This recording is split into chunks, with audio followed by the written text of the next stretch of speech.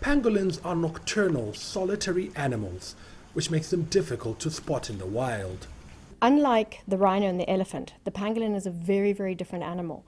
And it's not a species that you can fly overhead in an aeroplane and count. It's not an animal that you can be on foot and count. Increasing demand for their scales means the small mammals are becoming even more difficult to track, complicating the work of groups trying to protect them.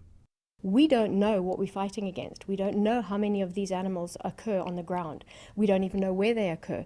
We have a vague idea of distribution, but we cannot count the pangolins that, say, are in Zimbabwe or in South Africa or in Vietnam. We don't know. So this is a silent enemy, so to speak. What they do have are trade statistics, and they make for shocking reading. In 2015 alone, more than 17 tons of pangolin left the African continent.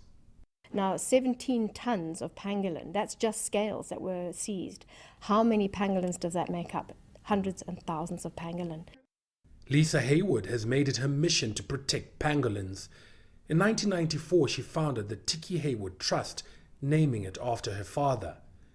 It's become the world's foremost authority on pangolin rescue, rehabilitation, and release.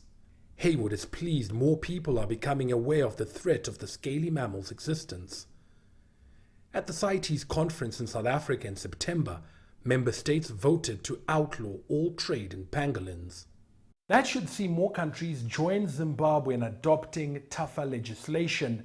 Illegal possession of a pangolin here carries a mandatory 9-year jail term plus a $5,000 fine.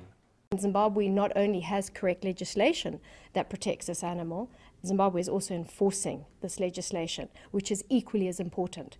Because if you have legislation and you don't use that legislation, then really what is the law doing? Is it acting as a deterrent?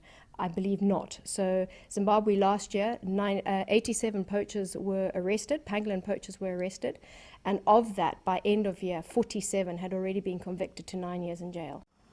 But Haywood warns that more needs to be done to highlight the plight of an animal that may have an armored skin, but still needs protection. Farai Mwakutuya, CCTV, Harare, Zimbabwe.